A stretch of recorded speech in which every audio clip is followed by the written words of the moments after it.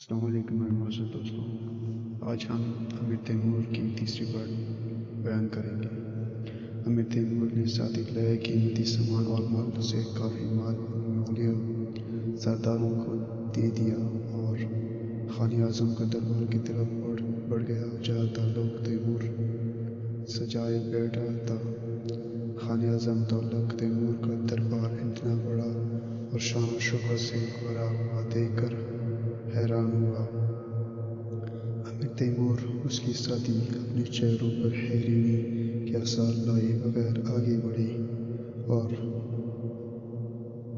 امیر Timur بھی ذرا شاہانہ انداز میں اپنے گھوڑے سے نیچے اترا اور خان اعظم تعلق کے قریب آداب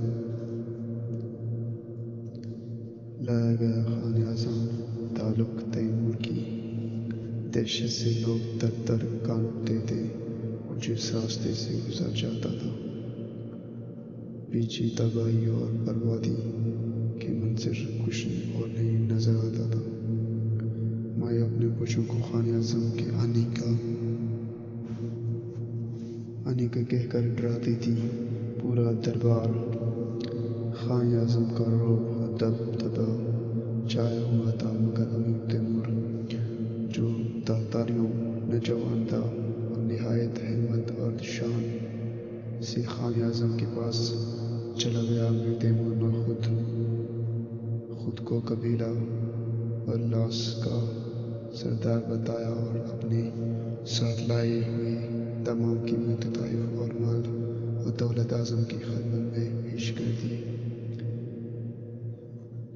پھر امیر تیمور نے خان اعظم سے کہا، خان اعظم آپ کا اقبال بلند ہو۔ میرے پاس جو کچھ تھا میں نے آپ کو آپ کی خدمت میں پیش کر دیا ہے۔ آپ اس نذرانے کو قبول فرمائیں۔ کاش راہ اسلام میں آپ کوئی فوجی سردار یہاں پہنچنے کے لیے مجھ سے بھاری رشوت نہ لیتے تو میں حضور آپ کی خدمت میں اور بہت قیمتی تحائف سے پیش کرنے سے محروم نہ رہتا۔ مجھے آپ کی فوج کے سردار کے اس رویے کا دکھ ہوا۔ امیر تیمور نے اس موقع پر مغلیہ سردار کو یہ شکایت جان بوجھ کر اپنے منصوبے کے مطابق خاص مقصد کے لیے پیش کی تھی۔ پھر اس شکایت کا نتیجہ بھی اس کو سوچ کے عین مطابق حاصل ہوا۔ خان اعظم نے جب امیر تیمور کی شکایت سنی تو وہ غصے سے لال و پیلا ہو گیا۔ نہایت غصے کا اظہار کرتے ہوئے حکم دیا کہ ان کے سرداروں کو فوراً دربار میں حاضر کیا جائے۔ اس مقصد کے لیے اس نے اپنے تیزی ترین قاصدوں کو حکم دیا کہ وہ ان سرداروں سے کہیں کہ وہ امیر تیمور سے لیا ہوا مال لے کر فوراً حاضر ہوں، ورنہ ان کے خلاف سخت کارروائی ہوگی۔ جب ان سرداروں کے پاس خان اعظم کا حکم پہنچا تو انہیں خدشہ ہوا کہ کہیں ان کا سارا مال بھی ضبط نہ کر لیا جائے اور خان اعظم کوئی سخت سزا بھی نہ دے دے۔ اس لیے ان سرداروں نے آپس میں سر جوڑ لیا اور انہوں نے مل کر فیصلہ کیا کہ وہ خان اعظم کا حکم نہ مانیں گے۔ اس لیے انہوں نے اپنے قریبی ساتھیوں کو ساتھ لیا اور مال کو اکٹھا کر کے شمالی علاقے کی طرف فرار ہو گئے اور وہاں جا کر خان اعظم کے خلاف جنگ کی تیاری میں لگ گئے، کیونکہ اب انہیں یقین تھا کہ خان اعظم حکم نہ ماننے پر ان پر حملہ کر دیں گے۔ جب خان اعظم کے بھتیجے قاصد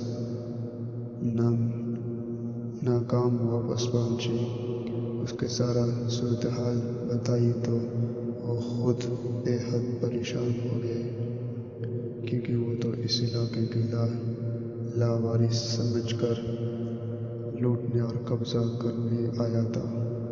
اب تو اس کو اپنے علاقوں اور حکومت کی فکر بڑھ گئی تھی کہ خان اعظم اس صورتحال سے سخت غمگین ہو گیا۔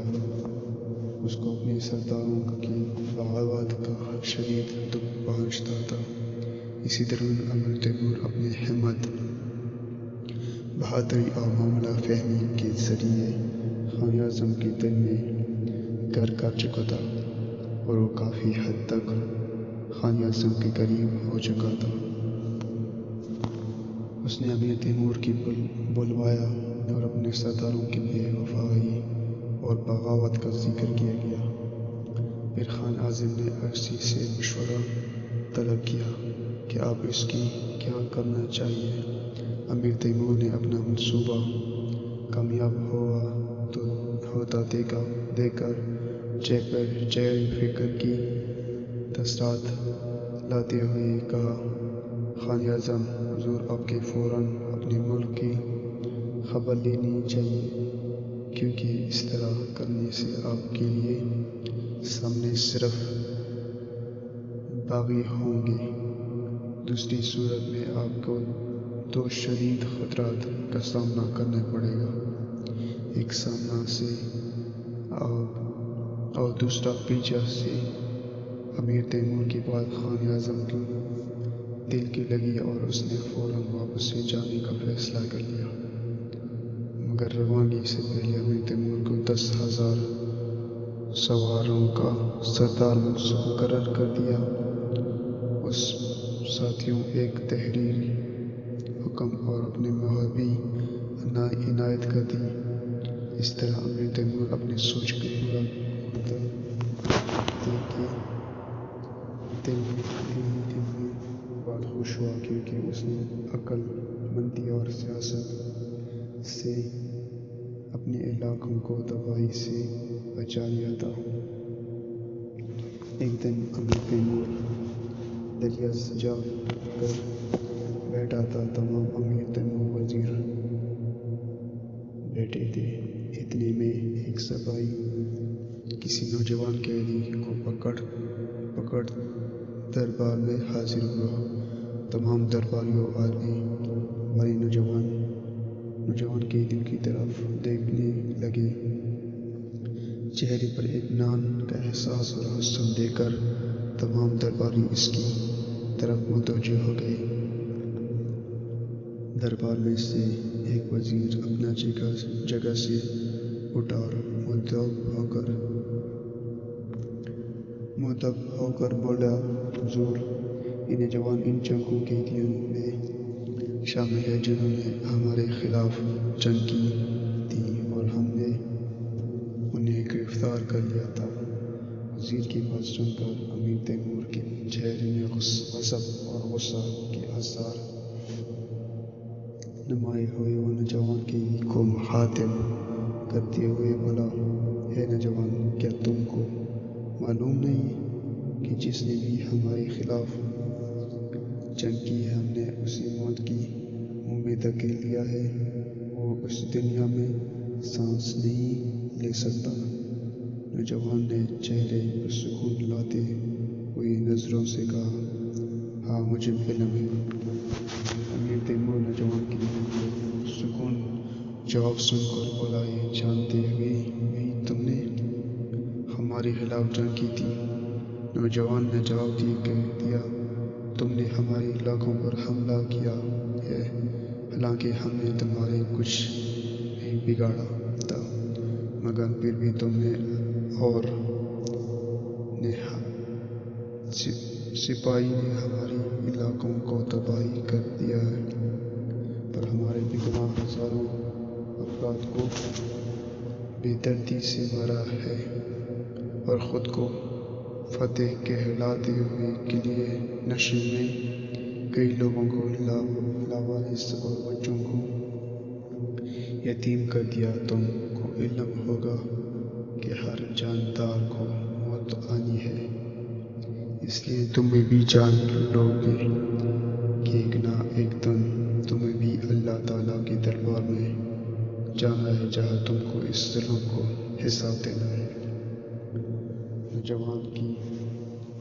نوجوان قیدی کا بے باک جواب سن کر ساری دربار میں خاموشی چھا گئی۔ ان سب کو یقین ہو گیا کہ اب امیر تیمور اپنے جگہ سے اٹھتے ہی اور اپنے ہاتھوں سے اس نوجوان کو گردن جسم سے جدا کر دے گا، یہ اس کی پھانسی کے پنڈے سے لٹکا دیا جائے گا۔ نوجوان قیدی کی بات سن کر شاہی سپاہی اسی طرف بڑھے تاکہ اسے دربار آداب سے آگاہ کرے۔ اسی دوران ایک سپاہی کا ہاتھ نوجوان قیدی کے جسم پر لگا تو اس کا فولادی خود نیچے گر گیا، اور یہ دیکھ کر امیر تیمور سمیت تمام درباری حیران ہو گئے کہ یہ نوجوان قیدی مرد نہیں بلکہ عورت ہے۔ جب نوجوان قیدی نے اپنا راز ظاہر ہوا ہوتا دیکھ کر تو نہایت دلیری سے کہا، میں ایک مسلمان عورت ہوں، میرا تعلق ایک ایسی قوم سے ہے جس کی عورتیں اور وقت پڑنے پر سر پر کفن باندھ لیتے ہیں۔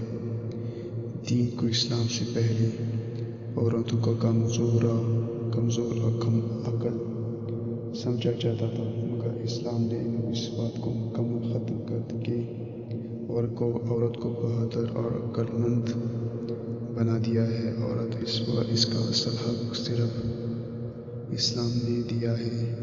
یہی وجہ ہے کہ آج ایک عورت نئے وقت کے بادشاہ اس کے ظلم کا احساس دلانے کی کوشش کی ہے۔ امیر تیمور خاتون قیدی کو گفتگو اور انداز دیکھ کر بہت متاثر ہوا۔ اس نے سپاہی کو اسے آزاد کروانے کا حکم دیا۔ اس کے ساتھ اس نے تمام قیدیوں کو بھی رہا کرنے کا حکم دیا۔ دیکھ کر دین اسلام کی بتائے ہوئے حقوق کا عمل نمونہ پیش کیا گیا۔ امیر تیمور کے سامنے ہلکی آواز بلند کرنے والی اس نیک عورت کا نام حمیدہ بانو تھی، جس نے گفتگو امیر تیمور سمیت پورے دربار کے حیران کر دیا تھا۔ امیر تیمور نے اپنے ملک کی تاج کو مغلوب شہ سے بچا کر سکھ کا سانس بھی نہیں لیا تھا کہ اس لشکر کا سردار کے دعوے دار حاجی برلاس اور بازید چلائی ایک ساتھ واپس آ گئی۔ انہوں نے واپس آ کر دو کے سامنے تیمور اپنے خیمے میں بلا کر قتل کرنے کا سازش کی، مگر امیر تیمور اس سازش کو سمجھ گیا تھا اور ان کی چال سے بالکل محفوظ رہا۔ مگر اس چال سے اس کی اپنی چاچا حاجی برلاس اور بازید چلایر کا اصل چہرہ نظر آ چکا تھا۔ حاجی برلاس کو یہ گوارا نہیں تھا کہ بھتیجا شہر سبز پر حکمران ہو، اس لیے اس نے اپنے اصل چہرہ سامنے آ جانے سے شہر سبز پر چڑھائی کی۔ دونوں طرف سے خوب لڑائی ہوئی۔ اس ہار کو قتل کرنے کی بجائے امیر تیمور کے خلاف سازش کا ایک نیا سلسلہ چھیڑ دیا۔ اس نے علاقے میں ایک مرتبہ پھر افراتفری اور سیاسی سازشوں کا جال بچھا دیا، جس سے علاقوں کا مکمل بدامنی اور لاقانونی